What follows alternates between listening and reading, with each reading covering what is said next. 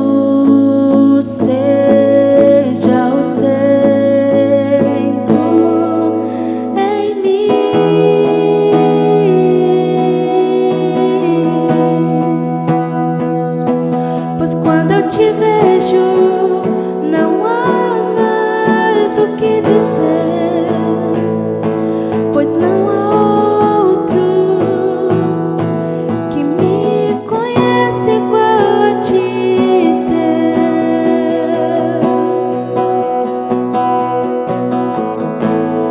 Volto os meus olhos pra tua presença, deixo tua glória ganhar forma em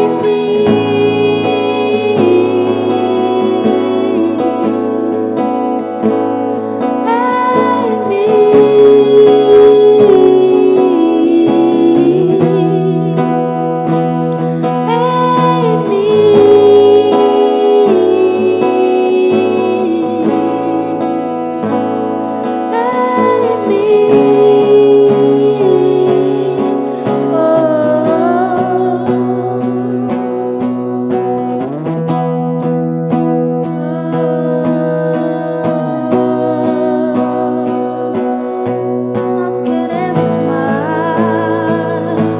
nós queremos mais, nós queremos te conhecer,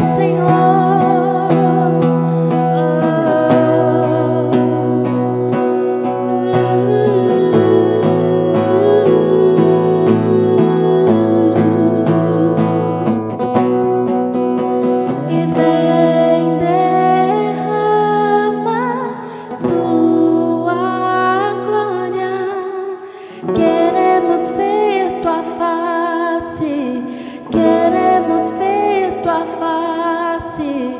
Vem derrama sua glória. Queremos mais de ti, queremos mais de ti, Deus.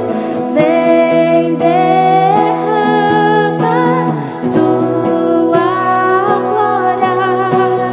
Queremos ver tua face, queremos ver tua face.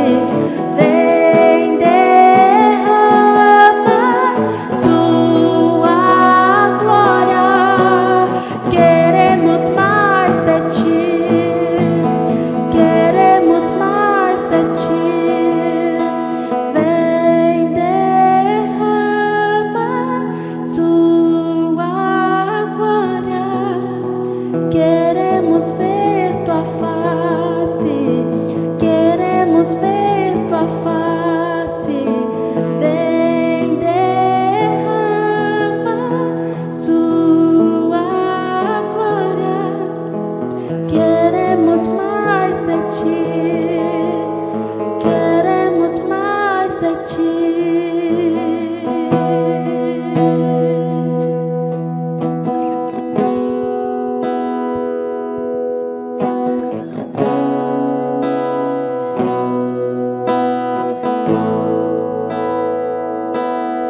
E me abriu mão de sua glória, sangrou no madeiro por mim, me conectou, salvou, curou. Ele me deu um destino, uma capa e um pouco de vinho. Ele me deu unção, cajado e pão. Pôs um anel em meu dedo, me tirou o medo. Novas sandálias pra suportar o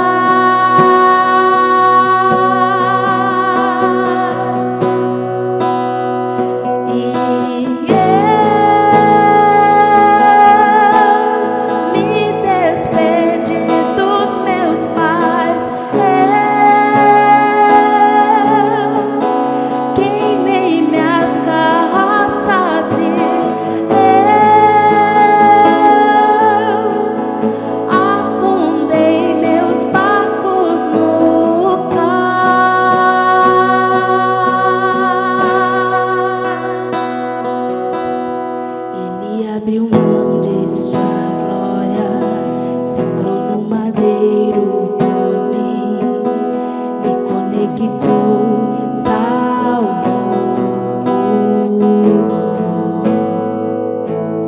Ele me deu um destino, uma capa e um pouco de vinho. Ele me deu unção, cajado e pão. Pôs um anel em meu dedo, me tirou o medo. Novas sandálias pra suportar o medir. Pôs um anel em meu dedo e me tirou o medo. Novas sandálias e disse: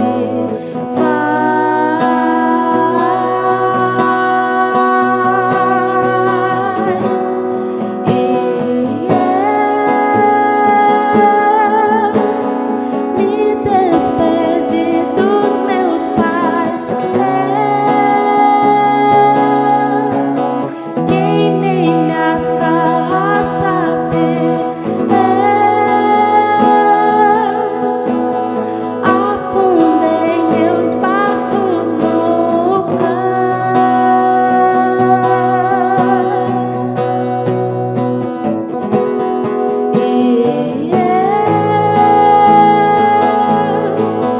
me despedi dos meus pais,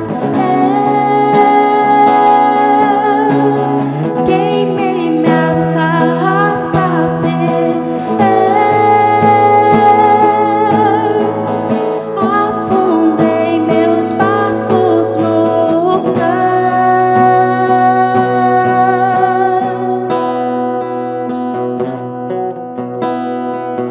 Pra onde eu irei, se eu não tenho pra onde voltar? Só tenho você, Deus, palavra de vida eterna. Pra onde eu irei, se eu não tenho pra onde voltar? Só tenho você, Deus, palavra de vida eterna. Pra onde eu irei, se eu não tenho pra onde voltar?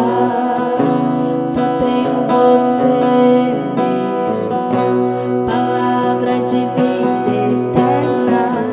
Pra onde eu irei, se eu não tenho pra onde voltar? Só tenho você, Deus, palavra de vida eterna. Pra onde eu irei, se eu não tenho pra onde voltar? Só tenho você, Deus, palavra de vida eterna. Pra onde eu irei, se eu não tenho pra onde voltar? Só tenho você, Deus, palavra de vida eterna. Sou totalmente teu. Fui contemplado em ser com você, ser com você.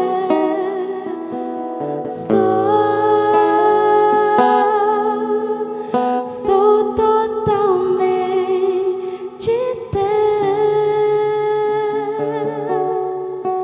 Eu fui encontrado pelo seu amor, pelo seu amor, pelo seu amor, pelo seu amor.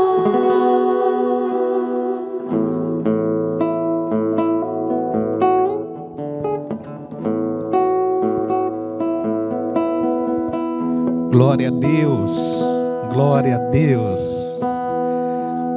Para onde iremos nós, se só Jesus tem as palavras de vida eterna? Para onde iremos nós, se só nele temos salvação, encontramos vida, encontramos libertação, encontramos respostas para tantas perguntas que o mundo tem num tempo como esse? Eu quero te afirmar isso: para todas as suas perguntas, a sua resposta é Jesus. Jesus, ele é a resposta para todas as nossas perguntas. E talvez você esteja vivendo um momento de intensas dificuldades, como tantas pessoas no mundo estão vivendo.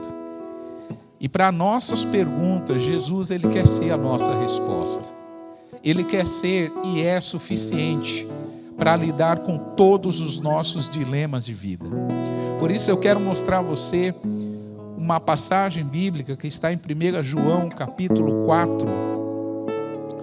1 João capítulo 4 e verso 18. Eu vou ler.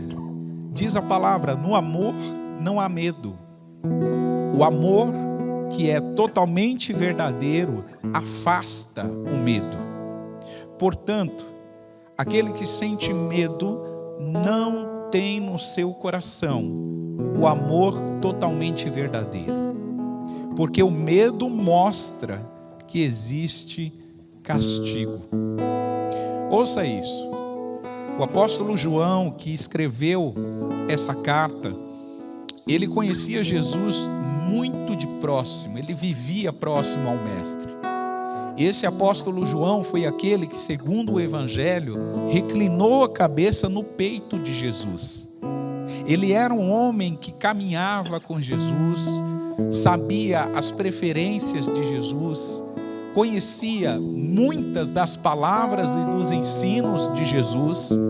E esse João, mais tarde, depois que Cristo morreu, foi sepultado e ressuscitou, esse João recebeu a graça de Deus, a oportunidade de Deus de escrever sobre o Evangelho de Cristo. E uma das coisas que João escreve é que onde há amor, não há espaço para o medo. Onde o amor está presente, não existe espaço para o medo. E essa verdade, ela é tão profunda que João diz que o perfeito amor lança fora. O perfeito amor expulsa todo medo. E talvez você está se perguntando, mas de que medo João estava falando? Sobre a insegurança, sobre o medo do futuro, sobre o medo de perder algumas coisas. Todo ser humano carrega consigo o medo de perder alguém, de perder alguma coisa, de perder uma experiência, de perder uma oportunidade. E o perfeito amor de Deus, quando está presente em nossas vidas, ele lança fora todo medo de não ter, medo de perder. Quando nós olhamos para essa passagem bíblica, é importante lembrar que essa expressão não temas, ou seja, não tenha medo, ela é uma expressão frequentemente repetida na Bíblia, tanto no Antigo quanto no Novo Testamento. 365 vezes aparece a expressão não temas. E sabe por que aparece 365 vezes? Porque ter medo é uma das atitudes que Deus sabe que os seres humanos têm no momento de aflição, no momento de angústia, no momento de agonia. Então, eu gostaria de, nessa ocasião, te dar a oportunidade de permitir, ouça isso, permita o amor de Deus te tocar de tal forma que lança fora, que expulse todo o medo que está na sua vida. Então eu quero te convidar a fazer isso com muito amor, com muita alegria. Receba esse amor de Deus, receba essa vida de Deus que veio até nós através de Jesus, através do nosso Salvador, através do nosso Redentor. Talvez você é alguém que esteja carregando consigo medo de perder algo, medo de perder alguém, medo de perder uma oportunidade. O perfeito amor de Deus lança fora, expulsa esse medo. Mas para isso você precisa permitir, você precisa consentir que esse amor inunde o seu coração. E a pergunta que eu te faço é essa: você permite esse amor te tocar? Você permite e consente esse amor te acessar nessa noite, nessa ocasião?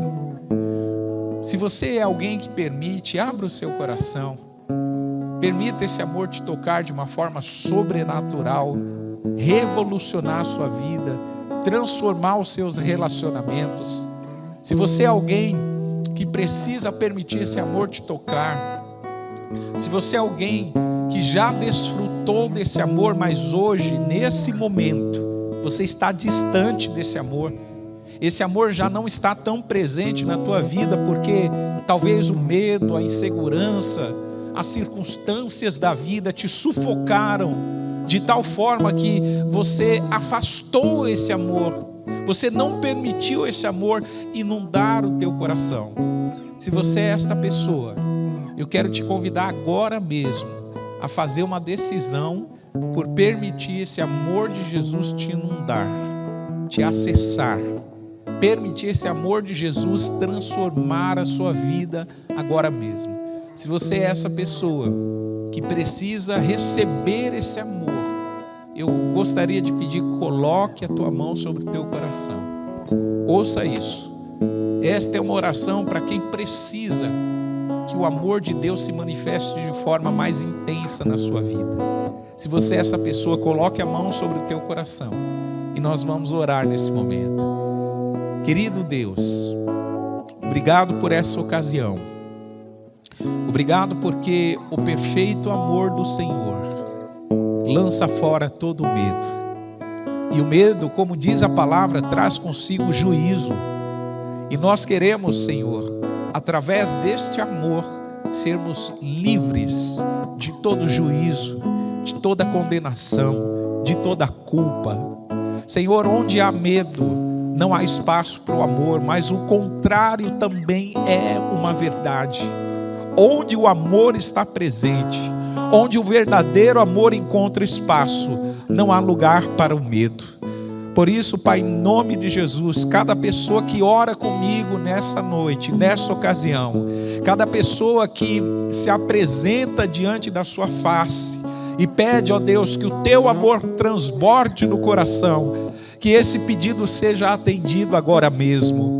Senhor, que o teu amor expulse, lance fora, que o teu amor afaste todo medo, toda insegurança, toda inquietação, toda ansiedade.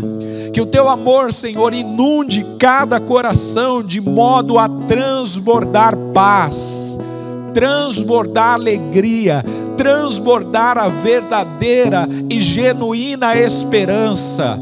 Porque nós sabemos em quem temos crido. O Senhor é o nosso Pai e não nos abandonará.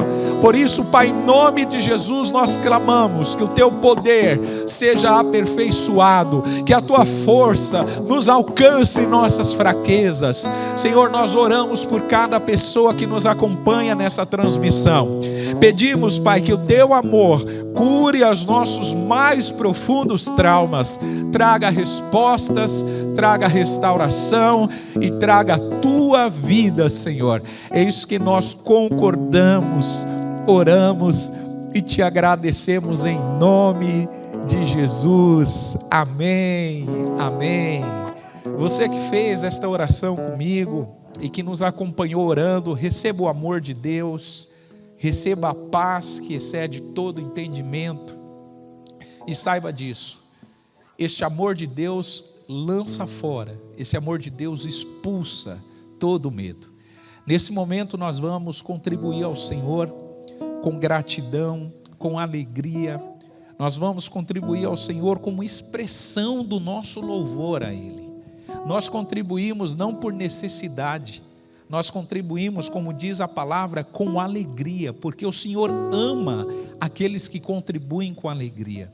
E com alegria nós vamos semear. Você pode fazer isso na forma de uma transferência bancária para um dos dois bancos da sua preferência. As contas vão aparecer aqui na tela Enquanto nós adoramos ao Senhor, exaltamos o nome dEle, você pode contribuir com alegria. Vamos orar.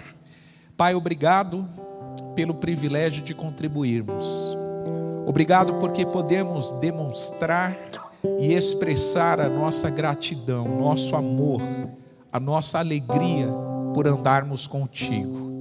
Espírito do Senhor, que essa semeadura seja a expressão mais profunda do quanto nós estamos desprendidos pela tua causa, do quanto nós amamos investir naquilo que o Senhor está fazendo na terra. Pai, nós consagramos cada dízimo, consagramos cada oferta e profetizamos, Senhor, liberando as tuas bênçãos, declarando que cada semeadura, Senhor, é feita num terreno sólido, num terreno firme, num terreno espiritual, a qual cresce, brota e produz frutos para a sua própria glória, Senhor. Nós te damos graças e oramos em nome de Jesus. Amém e amém. Enquanto você completa a sua transferência, nós vamos adorar o Senhor. Ele é exaltado para sempre, exaltado nos céus. Eu louvarei. Ele é exaltado para sempre, exaltado seu nome. Louvarei.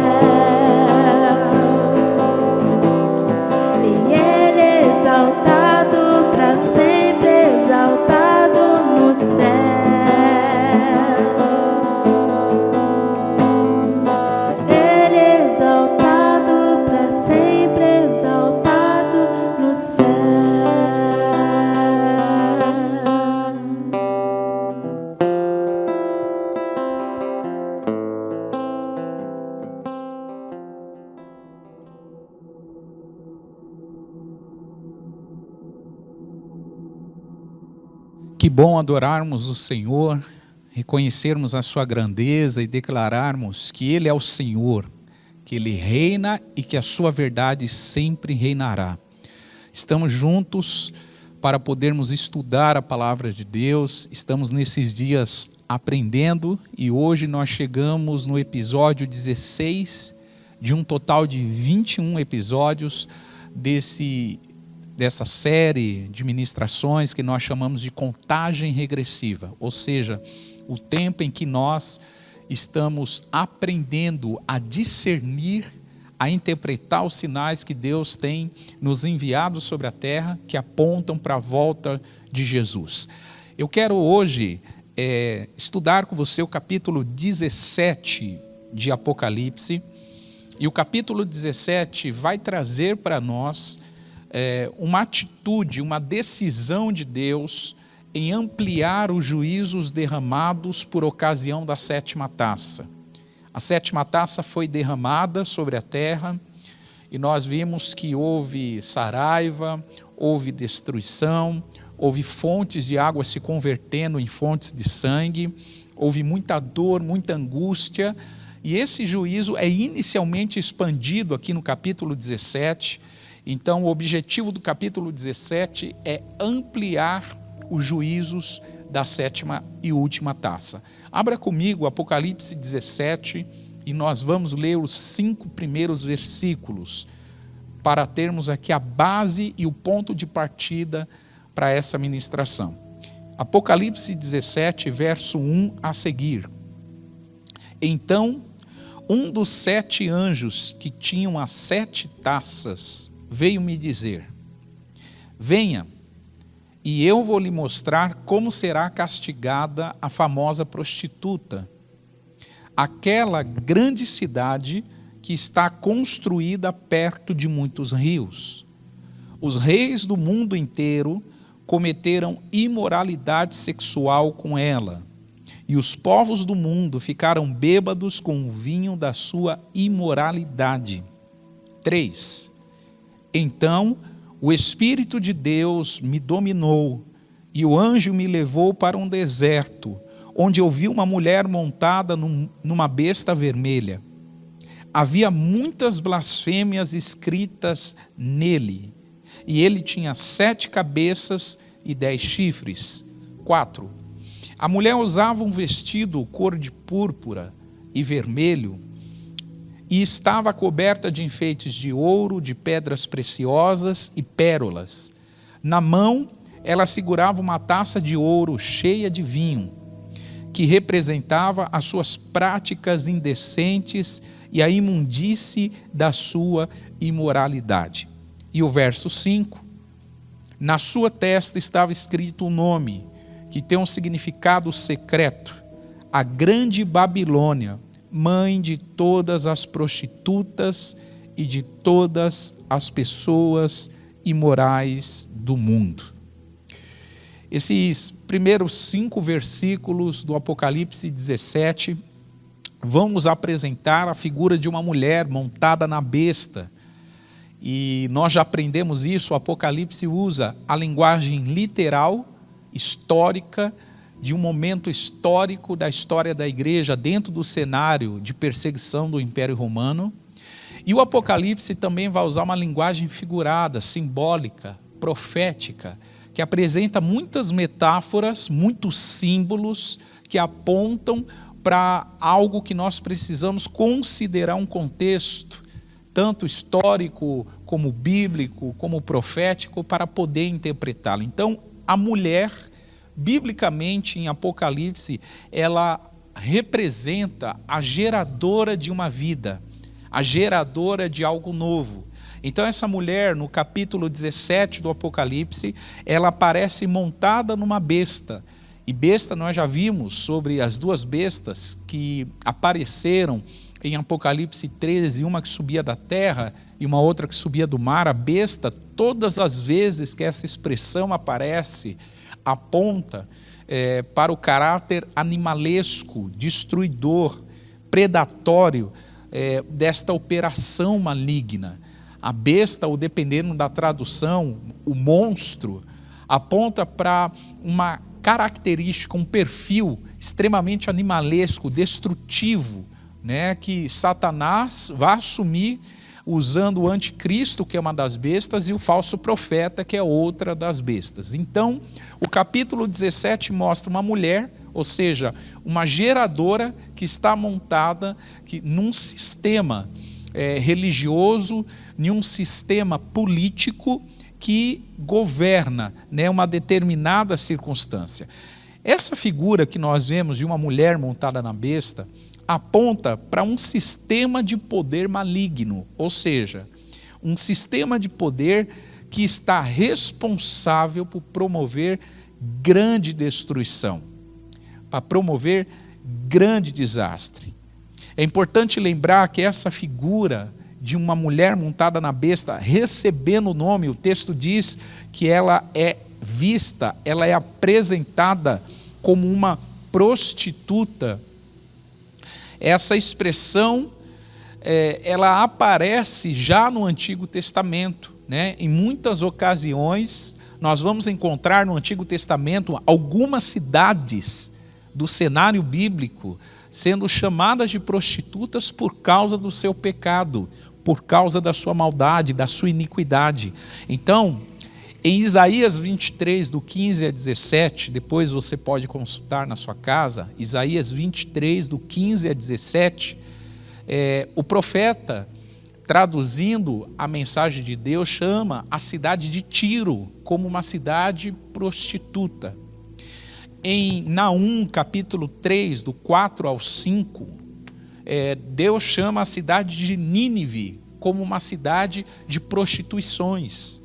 A própria cidade de Jerusalém, no contexto dos profetas, é chamada como uma cidade de prostituição, ou seja, essa expressão prostituta, ela aponta para a iniquidade, para a maldade, para o pecado de algumas cidades no contexto bíblico que foram distanciando aquele povo, aqueles moradores, aquela sociedade da vontade de Deus. Então, o cenário do Apocalipse 17 aponta para isso. Uma cidade, uma condição completamente perversa, completamente maligna e que distancia da realidade dos planos de Deus. Essa mulher sentada na besta, em Apocalipse 17, ela estava embriagada. A palavra diz que ela se embriagou com o sangue dos santos. Acompanhe comigo o verso de número 6. Versículo de número 6. Então vi que a mulher estava embriagada com o sangue do povo de Deus e das pessoas que haviam sido mortas porque tinham sido fiéis a Jesus. Quando a vi, fiquei muito espantado. Então João, ele descreve aqui que essa mulher, essa cidade, nós aprendemos no capítulo 16 que muitas das profecias bíblicas que Deus revelou a João no Apocalipse têm a ver, estão conectadas à cidade de Roma, antiga capital do Império Romano. E aqui no capítulo 17, essa ideia continua, mas se desdobra, não falando apenas sobre a cidade de Roma, mas sobre um sistema pecaminoso, sobre uma plataforma religiosa que estava distanciando as pessoas da vontade de Deus. E João diz que essa mulher, ela não só estava sentada sobre a besta, ela não só tinha vestes escandalosas, ela portava na sua mão uma taça, ela estava embriagada com sangue do povo de Deus e com as pessoas que foram mortas porque tinham sido fiéis a Jesus Cristo. Então o João, ele está descrevendo aqui que essa mulher estava embriagada com o sangue dos mártires. E a pergunta é, quem historicamente se embriagou com o sangue dos mártires? E quando nós olhamos na história, a cidade que se embriagou com o sangue dos mártires foi Roma, capital do Império Romano.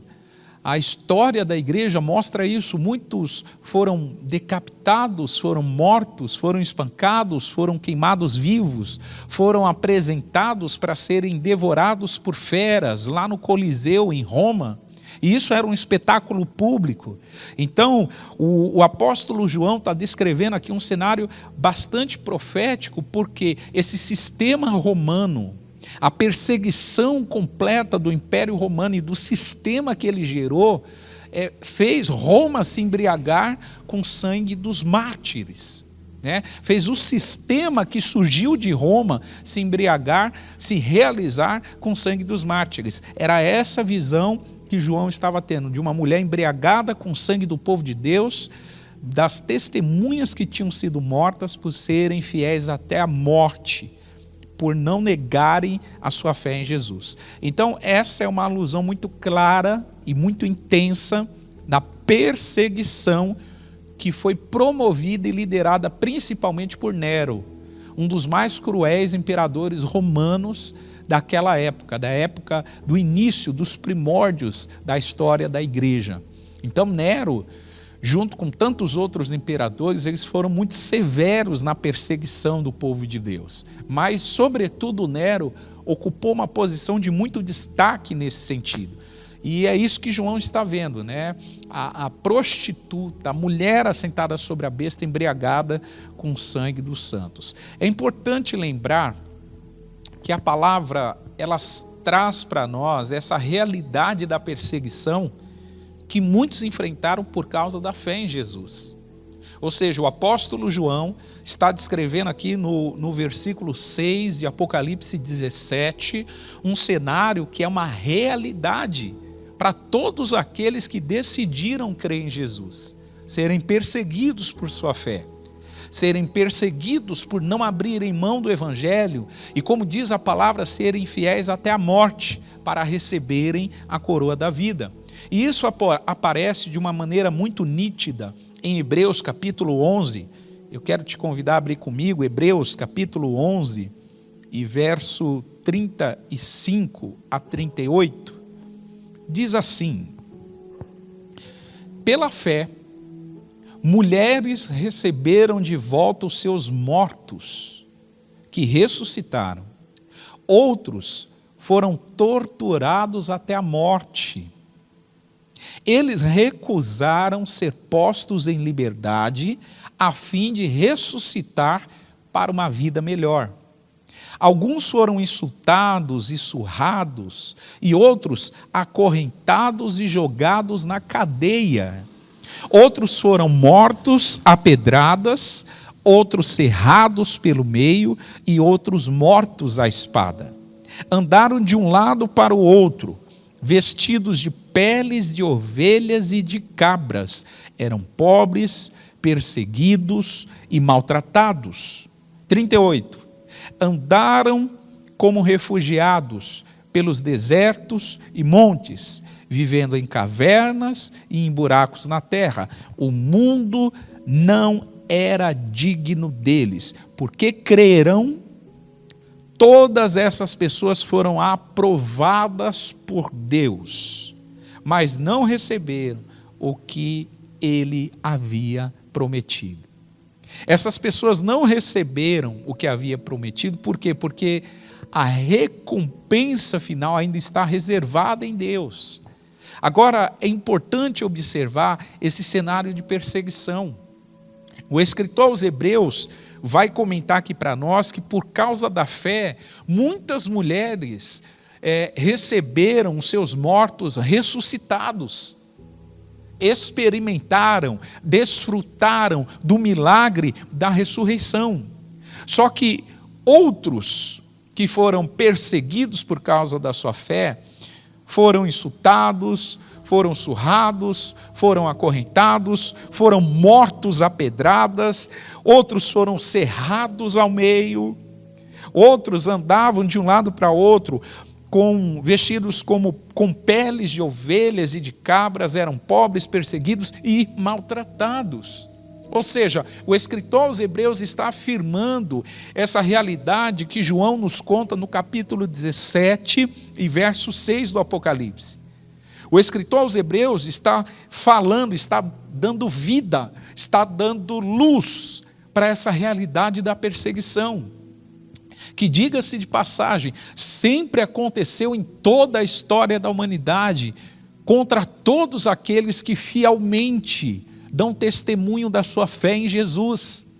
E acontecerá de forma mais intensa depois que a igreja for arrebatada, depois que Jesus vir buscar o seu povo, porque aqueles que ficarem passarão por esse processo intenso, um processo muito doloroso para terem a sua salvação garantida.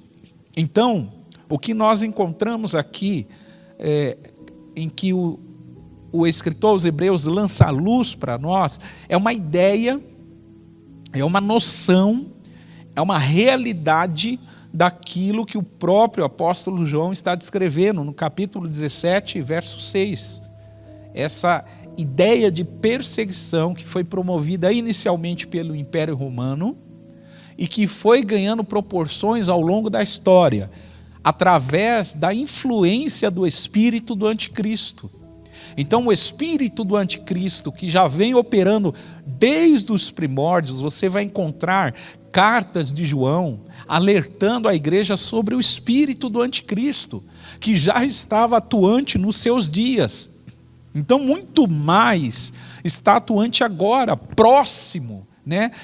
Agora que se aproxima a realidade do fim dos tempos, do cumprimento da profecia. Então, o João, ele vê essa realidade no verso de número 7. Um anjo aparece para João e começa a interpretar, a explicar para João todo o significado daquilo que ele estava vendo. Acompanhem comigo em Apocalipse 17 e verso 7. E o anjo me perguntou: por que é que você está assim tão espantado? Porque o versículo 6 termina dizendo que quando João viu aquela cena da mulher montada na besta, embriagada pelo sangue dos santos, o João fica espantado. Então no verso 7 o anjo pergunta para João: por que é que você está assim, tão espantado? Vou lhe contar o significado secreto da mulher e do monstro que a carrega, ou da besta que a carrega, o qual tem 7 cabeças e 10 chifres. O monstro, ou a besta que você viu, estava vivo, mas agora não vive mais. Ele está para subir do abismo, e dali sairá e será destruído. Os moradores da terra, que desde a criação do mundo não têm os seus nomes escritos no livro da vida, ficarão espantados quando olharem para a besta. Ele está vivo, agora não vive mais, porém tornará a aparecer. Então, o anjo começa a descrever aqui para João que o império, o sistema do anticristo e a cidade de onde esse sistema vai emergir com a sua força total, o sistema e a cidade de onde vai emergir esse sistema com força total, o anjo faz questão de explicar isso para João, faz questão de apontar para João que essa força maligna vai ganhar uma intensidade muito acima do normal, muito acima do convencional, ou seja, vai ser um aspecto que excede o natural, alcançando algo sobrenatural. Então, o anjo descreve para João também que essa operação maligna, essa articulação, esse império maligno, né, do anticristo e da cidade onde ele vai emergir, vai envolver a liderança de 10 outros líderes. Por isso que a expressão aqui no versículo de número 8, fala sobre o monstro, no versículo 7, que fala sobre o monstro que tem 7 cabeças e 10 chifres. E nós já aprendemos isso aqui. Chifre aponta para a liderança, aponta para a autoridade, aponta para poder de influência. Então, o anjo está mostrando para João que o sistema do anticristo, a operação do anticristo, vai surgir com força total e vai usar 7 lideranças. 10 lideranças. O 7 aparece para descrever a quantidade de colinas ou de montanhas que tem na cidade de Roma. Então, nós percebemos que esta aliança de nações vai aumentar, intensificar o poder do anticristo. Acompanhe comigo no verso 9 e 10 de Apocalipse 17. Isto exige sabedoria e entendimento. As 7 cabeças são 7 montes, onde a mulher está sentada. E aqui cabe uma explicação. A cidade de Roma era sobretudo conhecida naqueles dias como a cidade das 7 montanhas, ou das 7 colinas. E aqui o anjo está explicando para João que as 7 cabeças são as 7 colinas, onde a mulher está sentada. Elas também são 7 reis, ou seja, também são 7 posições de influência, 7 áreas de influência. Versículo 10. 5 já morreram, 1 está governando e outro ainda não apareceu. E quando aparecer, precisará governar por pouco tempo.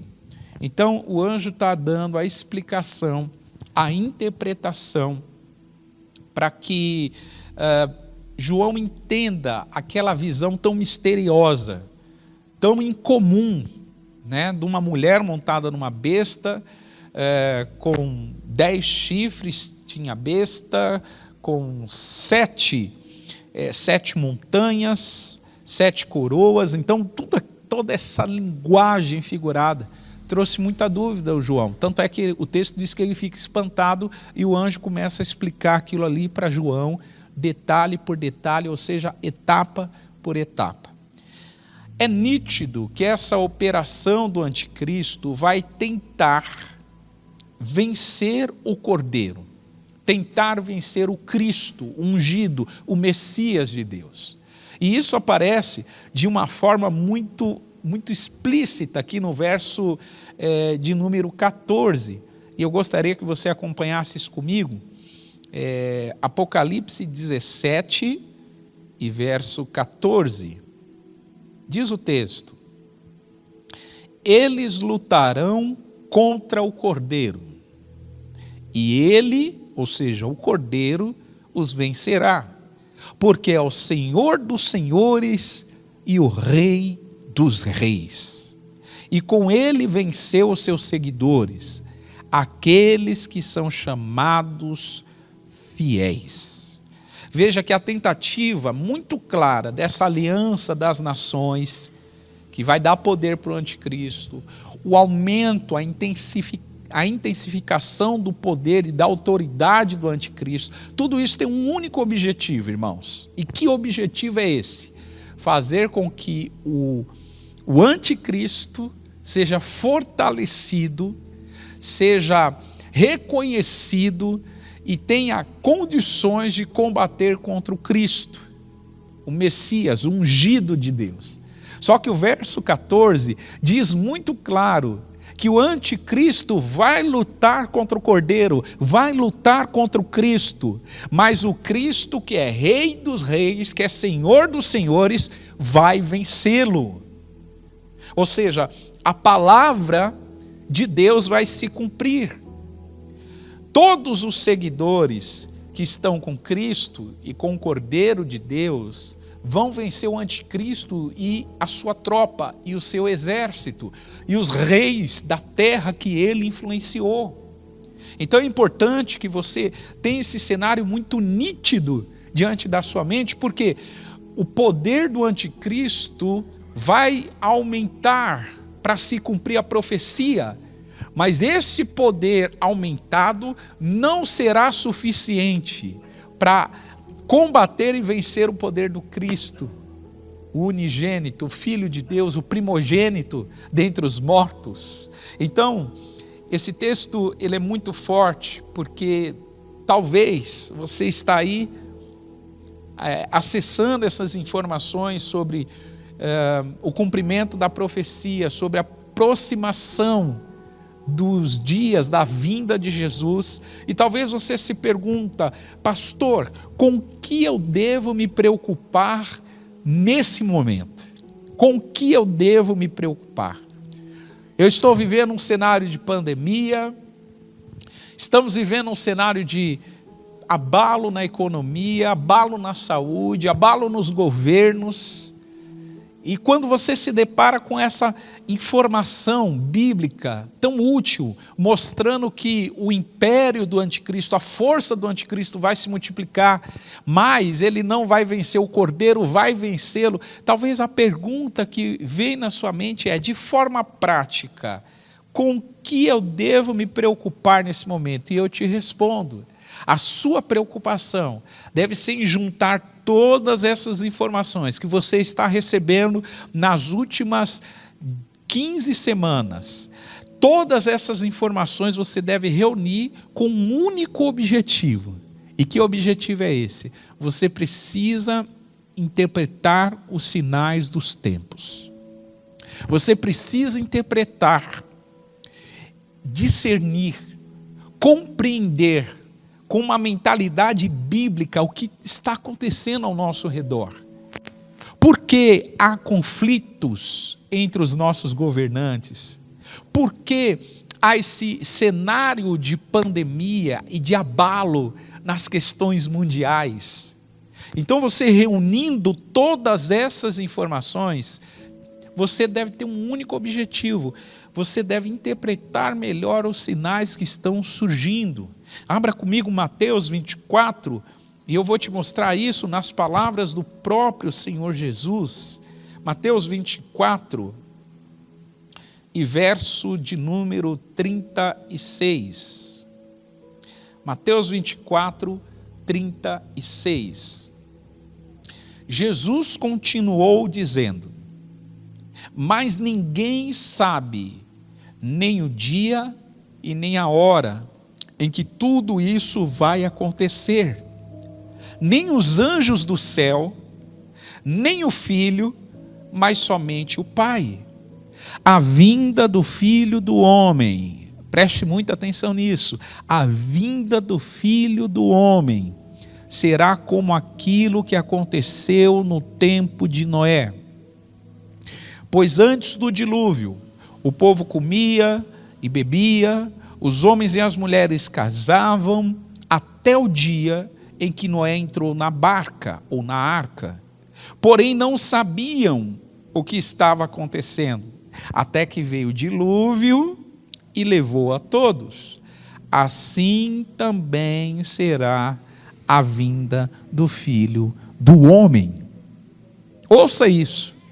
Nos dias de Noé, disse Jesus, as pessoas estavam entorpecidas, elas estavam completamente enfeitiçadas, elas estavam completamente envolvidas com o que estava acontecendo na sua sociedade, de tal modo que elas não conseguiam discernir, elas não conseguiam interpretar os tempos.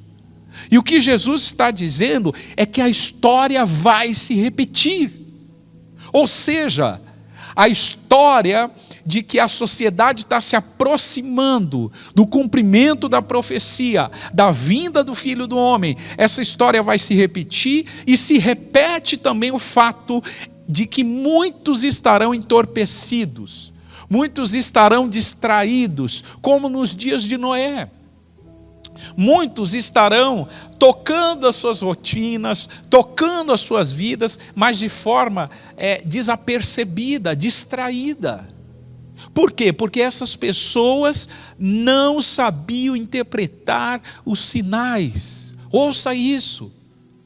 De todas as capacidades, as habilidades, o discernimento que você precisa desenvolver, de todas as graças, o favor de Deus que precisa estar presente em nossas vidas, como povo de Deus, a principal é capacidade de discernir os tempos, discernir o cenário, discernir o momento estratégico, profético, histórico que nós vivemos. Então, é importante que você encontre em Mateus 24, do 36 ao 39, uma orientação muito clara, muito nítida de Jesus, apontando exatamente isso, apontando de que antes dos dias do dilúvio, a sociedade estava distraída. Então, todas essas informações que você tem recebido aqui, nessas 15 outras semanas, tem o objetivo de você reunir tudo isso e aumentar a sua capacidade de interpretar os sinais, de perceber o que está acontecendo, porque o dia da vinda do Filho do Homem se aproxima. O dia da vinda de Jesus, o nosso Salvador, se aproxima. E ele não pode ser um dia que pega o povo de Deus, que pega cada um de nós desapercebidos. Vou te dar um exemplo para isso ficar muito claro. A pandemia chegou, e como disse um pastor amigo meu, Marcos Arraes, ele falou sobre isso, 1 milhão de vírus do Covid-19 cabem na cabeça de um alfinete. Presta atenção nisso, 1 milhão de vírus Covid-19 cabem na cabeça de um alfinete, e causou esse alarde no mundo. Um vírus minúsculo parou o mundo. Tudo por quê? Porque Deus está mostrando à humanidade o quanto ela depende dele, o quanto ela necessita se conectar com ele, o quanto nós somos frágeis na nossa existência e dependemos do poder, do amor, da graça de Deus. E isso precisa ser interpretado dentro dessa ideia da proximidade do fim dos tempos, porque a pandemia trouxe para nós uma época de descobertas, um tempo de redescobrir algumas coisas. Por exemplo, algumas pessoas nesse tempo descobriram que não possuem um relacionamento íntimo com Deus. Muitas pessoas nesse tempo foram pegas de surpresa, e elas chegaram à conclusão que elas não tinham um relacionamento íntimo com Deus, que elas não conseguiu interpretar os sinais que Deus estava liberando sobre a terra. Isso não é o pior. O pior é quando a pessoa tem esse diagnóstico e não decide tomar uma decisão de buscar, de aperfeiçoar, de melhorar o seu relacionamento com Deus. Então, a pandemia trouxe uma descoberta. E que descoberta foi essa? Que muitas pessoas estão com um relacionamento muito frágil com Deus. Não estão conseguindo perceber, não estão conseguindo notar. Ouça isso.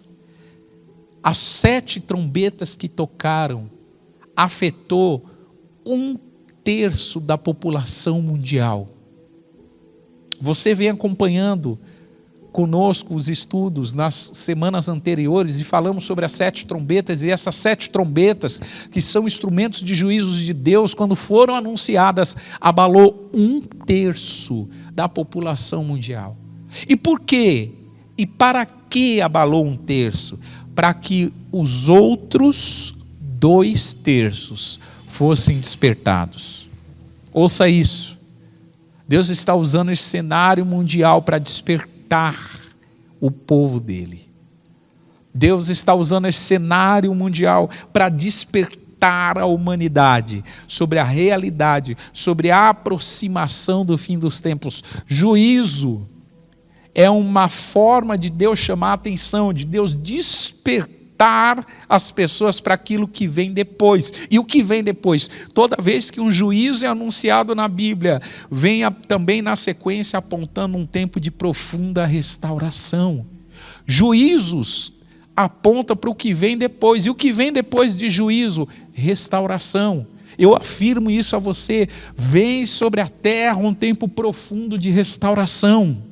Um tempo de profunda restauração espiritual, de valores, de princípios, de ideias, de mente, de forma de se relacionar. Muitas coisas estão sendo restauradas, estão sendo transformadas, estão sendo renovadas pelo poder de Deus. Mas é importante que você, nós como povo de Deus, perceba isso. Há um movimento dos céus aqui na terra. Há um movimento de Deus em andamento. E esse movimento de Deus não vai parar. Por isso nós, povo dele, precisamos nos ajustar.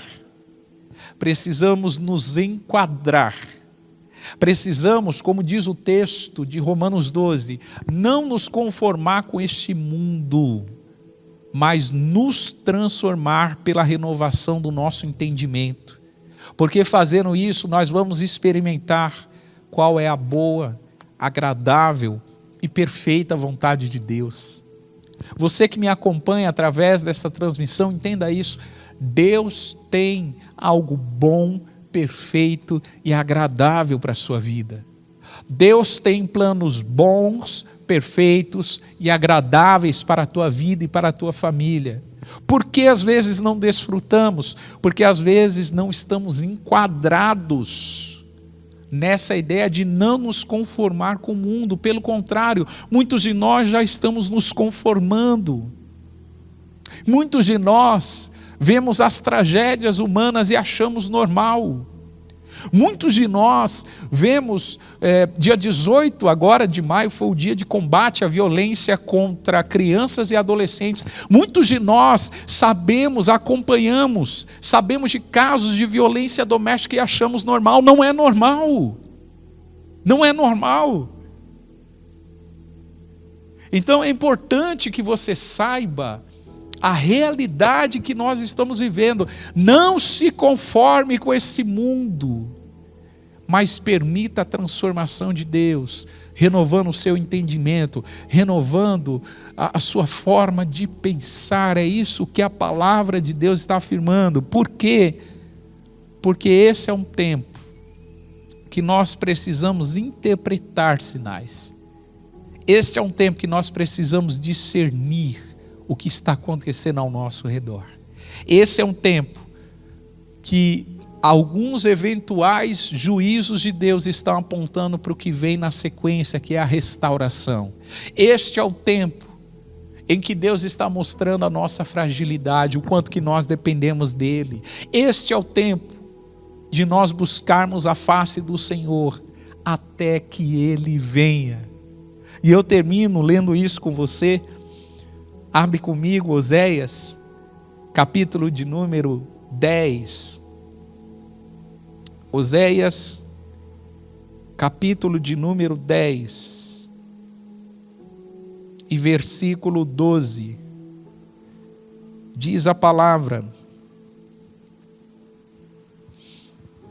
Eu lhes disse, preparem os campos para a lavoura, semeiem a justiça e colham as bênçãos que o amor produzirá. Pois já é o tempo, ouça isso, já é o tempo de vocês se voltarem para mim, o Senhor, e eu farei chover sobre vocês a chuva da salvação.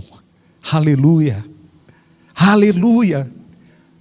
Este é o tempo de nos voltarmos para o Senhor e o buscarmos como nunca buscamos antes. Porque a promessa é de que Ele fará chover salvação. Em Jeremias está escrito que nós o buscaremos e o acharemos quando nós o buscarmos de todo o nosso coração. Este é o tempo que precisamos atualizar o nosso nível de busca.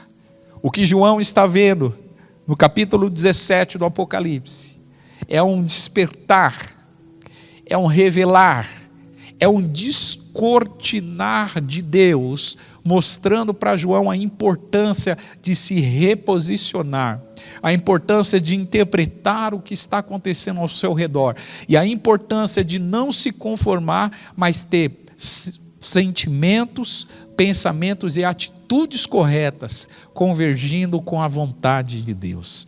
Eu quero te convidar a orar ao Senhor nesse momento. Querido Deus e Pai, obrigado pela sua palavra, Senhor.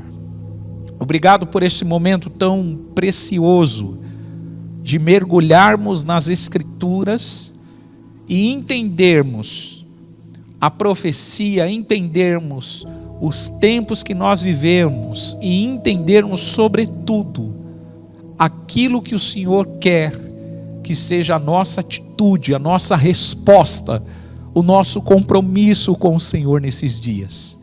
Por isso, Pai, nós entendemos a profecia e declaramos: te buscaremos e te acharemos, porque vamos te buscar de todo o nosso coração. E te buscaremos, Senhor, convertendo a Ti, nos convertendo ao Senhor de todo o coração, até que o Senhor chova sobre a terra salvação, chova sobre a terra a Tua justiça. Pai, nós, o Teu povo, declaramos que não vamos nos conformar com este mundo, mas vamos permitir que a nossa mente seja transformada pela renovação do nosso entendimento. E sabemos, Pai, que experimentaremos a Tua boa, agradável e perfeita vontade. Eu te peço sobre cada família, sobre cada pessoa que nos acompanha nessa transmissão, que o Seu poder, que a Sua palavra comece a brotar, comece a, Senhor, a abrir os olhos, comece a descortinar coisas novas, comece a apontar futuro, destino, propósito, Senhor. Pai, em nome de Jesus, que esse tempo que nós vivemos não nos distraia sobre a proximidade da Tua volta. Não queremos ser como a geração nos dias de Noé, que estavam distraídos, que estavam desapercebidos e não notaram a proximidade do juízo, não notaram a proximidade do dilúvio. Nós queremos ser uma geração que está apercebida, que está alerta para os sinais. Por isso, Pai, eu peço pela vida dos meus irmãos, eu peço por cada representante de família que nos acompanha, eu te peço pela minha vida, pelos nossos familiares, que o Seu poder se manifeste e que a Tua glória seja conhecida. É isso que nós oramos, concordamos e te agradecemos, Senhor, em nome de Jesus. Amém, amém, graças a Deus. Queridos, que Deus te abençoe grandiosamente, que esta palavra, junto com outras palavras que você tem ouvido sobre a proximidade do fim dos tempos, sirva para um único propósito: te auxiliar, te ajudar a interpretar os dias que nós vivemos. Que mais de Deus venha sobre a tua casa, sobre a tua família, que o teu relacionamento com Jesus seja cada dia mais íntimo. Esse é o desejo do nosso coração e essa é a nossa oração por você. Deus abençoe a todos.